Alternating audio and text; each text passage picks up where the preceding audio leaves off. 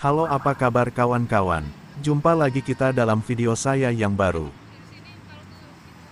Kali ini kita akan membahas tentang revitalisasi trotoar di Jakarta yang menjadi salah satu unsur pengubah wajah provinsi ini. Sehingga menurut banyak orang, revitalisasi trotoar itu membuat Jakarta menjadi makin keren.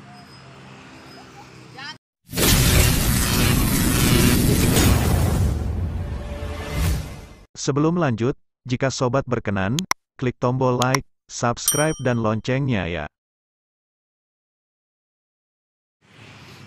Revitalisasi trotoar merupakan salah satu program Pemprov DKI Jakarta di bawah kepemimpinan Gubernur Anies Baswedan. Revitalisasi ini memperlebar trotoar dan mengurangi lebar ruas jalan. Semula hanya selebar inilah trotoar di Jakarta.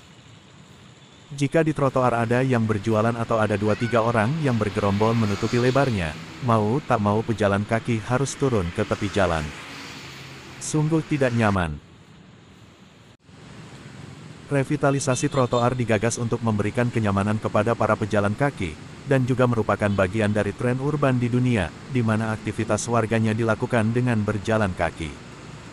Maklum Gubernur DKI Jakarta Anies Baswedan telah mendeklarasikan Jakarta sebagai kota global, sehingga tren-tren yang terjadi di berbagai negara di dunia, diadopsi, karena kota global adalah kota dengan sarana dan prasarana berstandar internasional. Jadi, ini adalah suatu tren urban di seluruh dunia di mana aktivitas penduduk mengandalkan transportasi kaki. Karena itu disediakan trotoar, kata Anies Baswedan pada tanggal 22 Juli tahun 2022 di Balai Kota DKI Jakarta.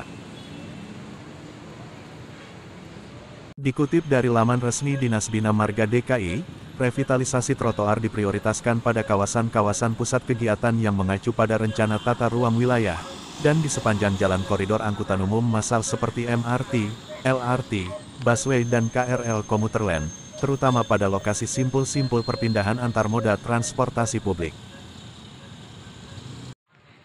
Contohnya di kawasan Kebon Melati Jakarta Pusat ini di mana terdapat integrasi antara Stasiun Sudirman, Stasiun BNI City dengan Stasiun MRT.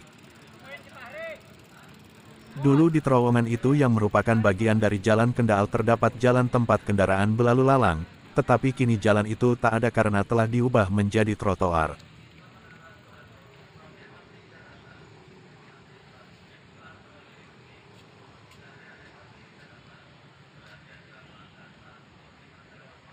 Revitalisasi trotoar ini menggunakan konsep complete street.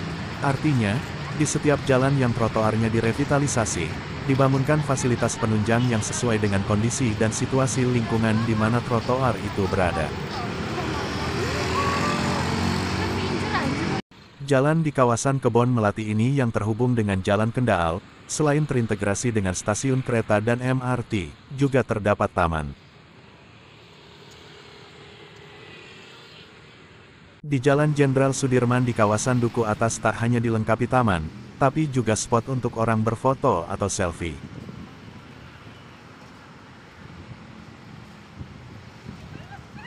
Itu spotnya, yang bertingkat itu. Di Jalan Wahid Hasyim, jalan di tengah pemukiman yang mengarah ke Stasiun Gondangdia, dilengkapi bangku-bangku. Ketika mulai dikerjakan pada tahun 2019, revitalisasi trotoar dikritik sejumlah kalangan, termasuk yang berada di DPRD DKI Jakarta. Ini di antara kritik-kritik itu. Pengkritik paling keras di antaranya politisi dari partai-partai pendukung mantan Gubernur DKI Jakarta Basuki Cahayapurnama alias Ahok. Tetapi Anies Baswedan tidak mundur, dia terus menjalankan program revitalisasi trotoarnya. Kalau sekarang kamu tanya masyarakat tentang program ini, mereka pasti akan menjawab dengan respon positif. Karena revitalisasi trotoar benar-benar mampu membuat trotoar memiliki peran multifungsi seperti yang direncanakan. Ini contohnya. Menjadi area peningkatan skill di bidang olahraga.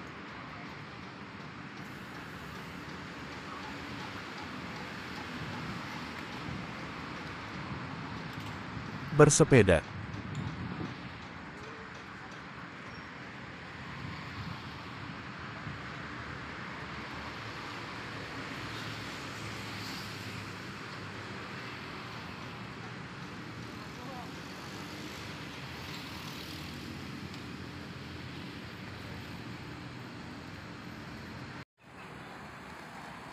skateboard,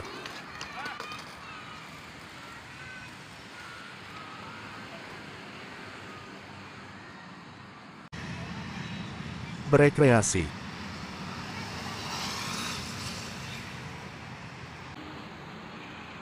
berfoto. Nah, kalau kawan-kawan sedang berada di Jakarta dan berada di pusat kotanya, jangan lupa menikmati trotoarnya. Dijamin, kalian seperti sedang menikmati pelesiran di sebuah kota besar dengan pemandangan khas kota metropolitan dunia.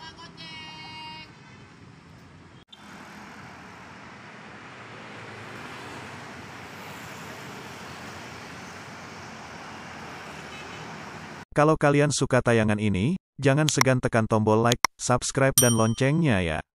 Terima kasih.